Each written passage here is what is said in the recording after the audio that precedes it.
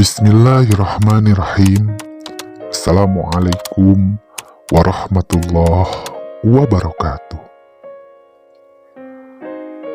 Setelah peristiwa perampokan di siang bolong yang saya alami dan saya ceritakan di video sebelumnya, saya terus membulatkan tekad untuk tak berhenti berbagi cerita, sharing pengalaman, dan berjumpa secara langsung dengan sobat-sobat yang memang memintanya kepada saya. Banyak sudah sobat-sobat dari berbagai kalangan dan profesi berjumpa dengan saya. Malahan ada yang masih remaja sekolah SMA. Dari kalangan sobat yang merasakan nasib seperti saya dengan segala kebingungannya, lalu mencari jalan terbaik agar bisa terlepas dari belenggu penyimpangan, atau bahkan sekedar melampiaskan tekanan dalam batin yang sudah lama tak tercurahkan, akibat ketakutan jika semua keganjilan dirinya diobrolkan kepada sembarang orang. Dan dengan begitu, membuat mereka yang sudah bertemu saya seakan punya teman curhat, yang akhirnya bisa satu frekuensi pemikiran hal yang tabu ini. Sehingga terkadang mereka merasakan kelegaan hati dari semua kebingungannya.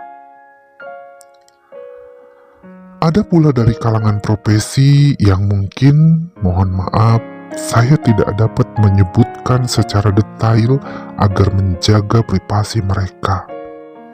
Dari kalangan kesehatan, keamanan, pendidikan, coach kebugaran, atau dari profesi keagamaan dan entertain pun ada. Insya Allah, di video-video selanjutnya mungkin saya akan ceritakan secara detail bagaimana obrolan saya dengan mereka.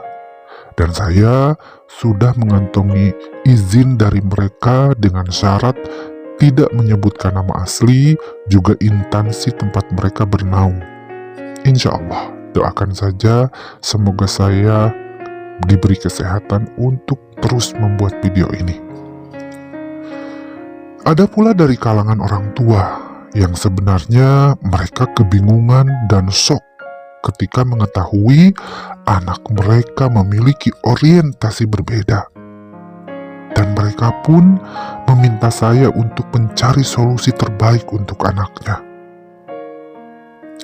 Dari yang lainnya, datang dari kalangan istri-istri atau suami-suami yang setelah sekian lama mereka berumah tangga, bahkan memiliki anak, harus menelan pil pahit ketika akhirnya mereka mengetahui kalau pasangan mereka adalah gay atau lesbian. Sebenarnya ini berat bagi saya. Namun, saya yakin ini sungguh amanah Tuhan yang begitu hebat yang saya harus emban. Dengan keterbatasan ilmu mengenai dunia tabu ini, saya harus menerima berbagai cerita pelik. Terkadang saya berpikir, entah apa yang harus saya katakan ketika saya diminta saran dan pendapat mereka. Yang saya hanya bisa lakukan adalah menjawab dengan apa yang sudah saya alami, lalu menceritakan bagaimana seharusnya sesuai dengan apa yang saya ketahui. Selebihnya, saya berpasrah. Allah yang mengatur segalanya. Hari berganti, saya merasakan perputaran waktu bergerak begitu cepat. Dan saya sangat menikmati perjalanan hidup saya dengan rasa syukur yang selalu saya haturkan kepada Allah Subhanahu wa Ta'ala. Kehidupan saya dengan istri terus berlangsung secara normal. Begitupun dengan keluarga. Semuanya baik-baik saja. Di samping saya terus ikhtiar dengan segala usaha kecil saya di rumah, lalu tetap ngajar ngaji di surau kecil pinggir rumah saya, Ditambah agenda menemui sahabat-sahabat yang setiap harinya selalu ada yang meminta. Malahan, ada beberapa universitas di Bandung yang sengaja mengundang saya untuk jadi pembicara di seminar yang mengupas tuntas fenomena LGBT di kalangan mahasiswa. Sungguh luar biasa hidup saya. Allah benar-benar memiliki cara terhebat untuk saya sampai hari ini. Bagaimana tidak? Dulu, saya bermimpi, ingin sekali setelah lulus SMA saya bisa kuliah. Dan incaran universitas itu yang terkenal di Bandung. Namanya Institut Teknologi Bandung atau ITB. Namun rupanya garis hidup saya mengatakan saya tidak bisa jadi mahasiswa di sana. Oleh karena kondisi dan keadaan saya yang tidak memungkinkan, baik secara ekonomi maupun secara ilmu. Namun Allah Maha Adil dan Maha mendengar makhluknya. Ketika saya tidak bisa menjadi mahasiswa di ITB, Allah memiliki cara ajaibnya, sehingga saya bisa menginjakan kaki di universitas terbaik itu. Beberapa kali saya diundang Rois mahasiswa ITB untuk jadi pembicara di sana. Bahkan, hebatnya lagi dari Allah untuk saya pun diundang di universitas lainnya.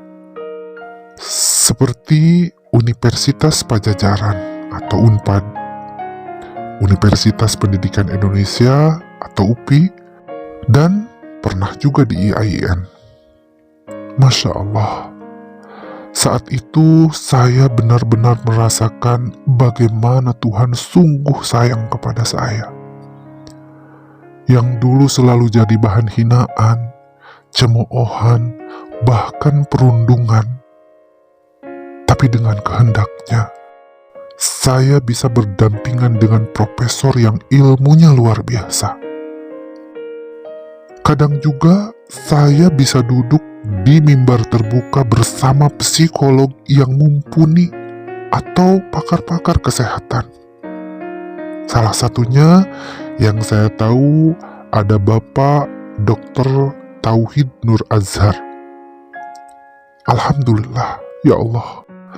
Saya sangat bangga akan apa yang saya terima ini. Dari segi materi, mungkin saya tidak pernah dapatkan, walaupun saya banyak sekali berjumpa dengan sahabat atau mendapat undangan seminar dari berbagai universitas. Karena memang saya tidak mematok harga dan bayaran. Semua saya ikhlas lakukan. Tapi dari segi sisi kebahagiaan batin, jelas saya merasakannya. Dengan cara begini, keistiqomahan saya untuk bertahan semakin tinggi. Semangat keyakinan akan ampunan Allah makin saya amini. Dan saya yang dulu merasa hina, kini terasa berguna. Alhamdulillah. Namun perjalanan hidup saya, ujiannya ternyata belumlah berakhir. Belum puas saya merasakan kebahagiaan, Allah kembali menguji saya sebagai hambanya yang sangat lemah ini. Setelah sekian tahun saya diuji dengan segala jati diri yang tidak pernah saya ketahui, kali ini saya diuji fisik oleh Allah. Saya akan ceritakan di sini. Ketika saya sedang beristirahat siang, tiba-tiba saya merasakan pening kepala. Tepat di bekas pukulan saat perampokan dulu. Kepala saya benar-benar pusing. Mata berkunang-kunang dan tubuh ini sangat lemah sekali. Saya tidak sanggup untuk berdiri. Dunia ini terasa berputar. Napas saya sesak, jantung saya berdebar keras, dan darah segar pun mengucur deras dari hidung saya. Saat itu sempat saya berpikir, inilah saat ajal saya tiba. Tetapi dengan segala kekuatan yang tersisa, saya mencoba menyebut asma Allah. Sekuat tenaga, saya beringsut dari kursi untuk mengambil handuk yang tersampir dekat tempat duduk. Saya terus berusaha bertahan dan berzikir memohon pertolongan Allah. Namun, saya lupa segalanya, dan yang terlihat hanya gelap. Ketika tersadar, semua keluarga, istri, ibu, dan kakak-kakak sudah berkumpul di kamar. Ada juga dokter yang sedang memeriksa saya. Menurut dokter, saya sariawan dan sedikit kelelahan karena kurang tidur. Mendengar hal itu, keluarga saya tampak lega. Dan setelah saya diobati, badan ini terasa sedikit ringan. Sepertinya saya sudah sehat kembali, tidak begitu pening, dan tidak lagi mimisan. Awalnya saya menganggap sakit biasa. Ya, mungkin ini efek dari luka akibat perampokan yang terjadi. Tapi ternyata hampir setiap hari saya mimisan. Badan saya mudah lelah, lesu, dan membutuhkan waktu beberapa menit untuk beristirahat agar bisa segar kembali. Dan saya merasakan ini setiap hari. Alhamdulillah, sakit ini membuat saya menjadi semakin dekat dengan Allah. Saya terus berusaha untuk semakin rajin sholat malam. Saya menyempatkan diri bertanya dan berkeluh kesah kepadanya, juga memohon petunjuknya. Namun, saya tidak pernah mengeluhkan hal ini kepada keluarga, karena saya berpikir saya tidak mau membuat mereka khawatir. Pada suatu hari, setelah sholat Isya, saya seolah diingatkan untuk tidak hanya berdoa, tapi berikhtiar dengan berobat ke dokter. Maka, dengan sedikit kemampuan saya, keesokan harinya, saya mencoba pergi ke dokter. Setelah melalui beberapa pemeriksaan, dokter di rumah sakit pun mengatakan kalau saya hanya kelelahan dan kurang tidur. Ya, saya cukup lega mendengar itu semua. Tapi di balik itu, dokter pun menyarankan untuk saya agar cek darah dan trombosit ke laboratorium, juga pengecekan lainnya yang lebih menyeluruh, agar mendapat diagnosis yang lebih tepat dan akurat. Dan saran itu saya ikuti. Semenjak sakit itu, saya semakin sulit tidur. Dan hal itu saya manfaatkan untuk memperbanyak qiyamul lail. Saya terus memohon kepada Yang Maha Kuasa agar memberi saya kesembuhan dan kekuatan dalam menjalani ujian ini.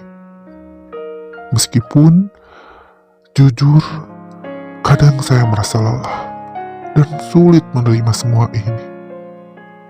Tapi dari lubuk hati yang paling dalam, saya yakin sengaja Allah memilih saya karena dianggapnya saya mampu menghadapi ujian ini. Dan saya berpikir, ini bentuk kasih sayang Allah kepada saya sebagai hambanya.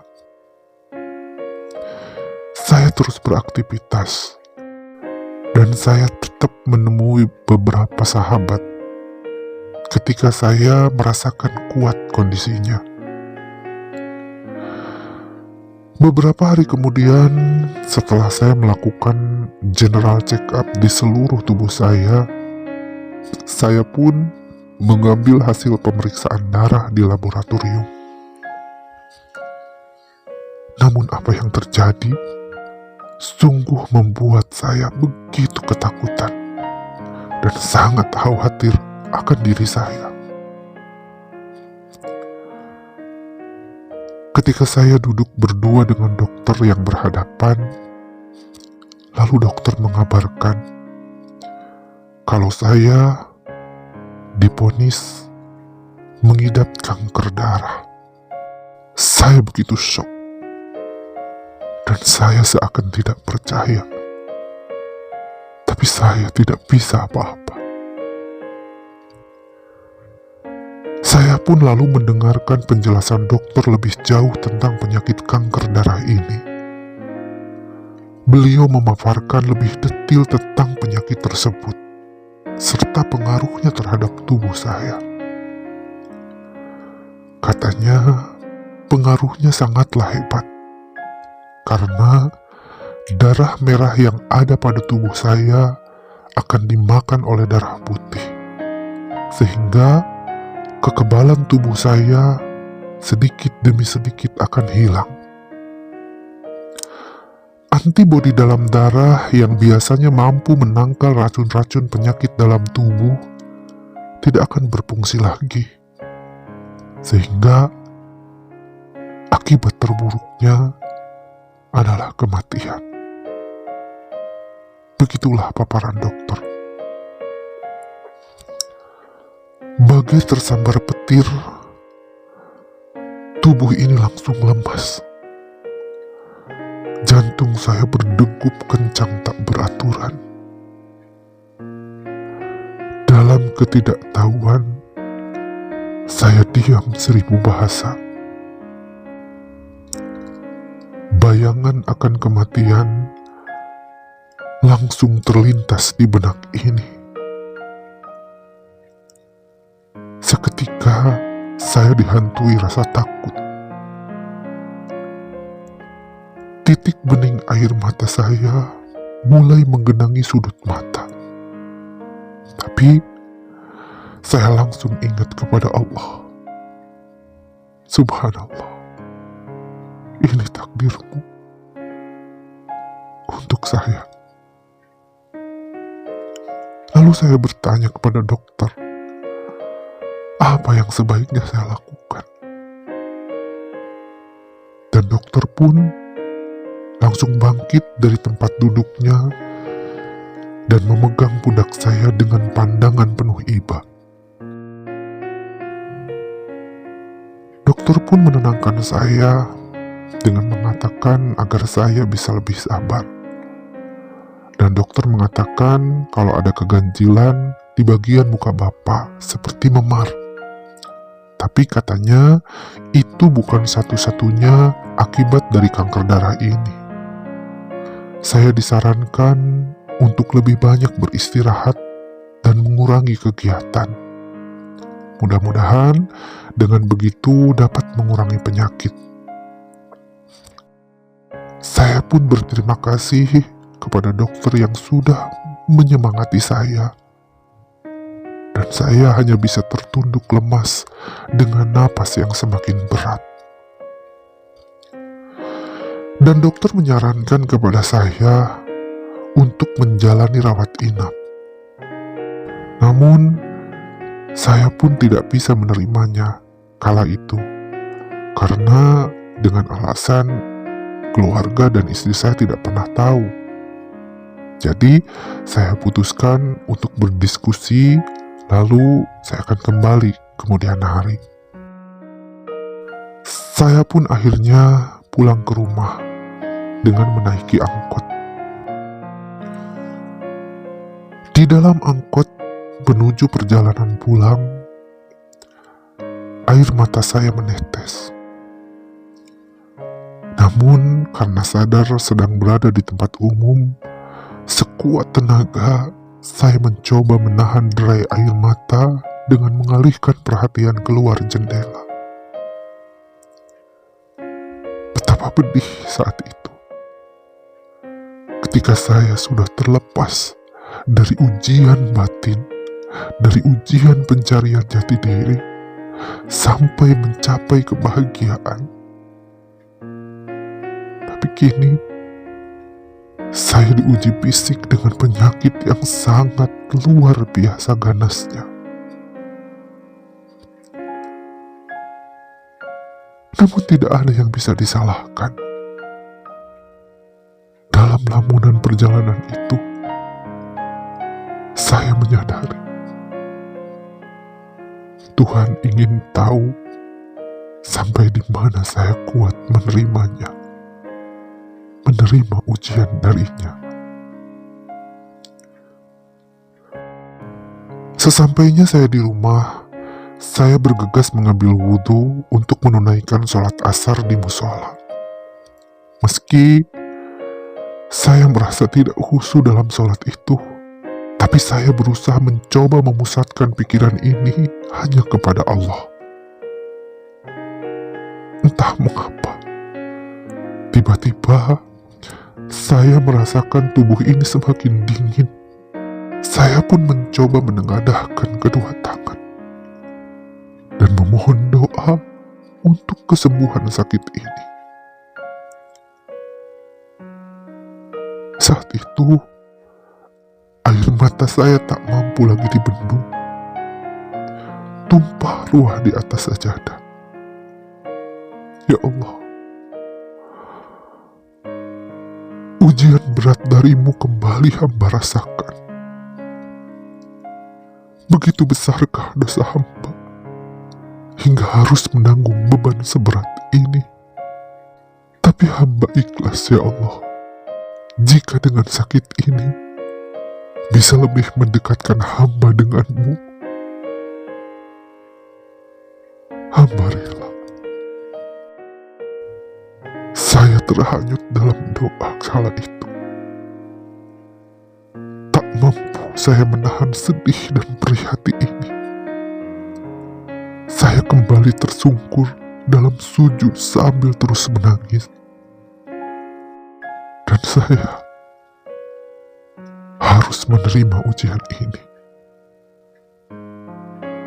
dengan sekuat tenaga. Bagaimanakah cerita selanjutnya? Apa ikhtiar saya yang saya lakukan untuk mengurangi penyakit ini? Dan apa yang bisa menyembuhkan penyakit ini? Adakah keajaiban Tuhan? Tunggu video berikutnya. Terima kasih.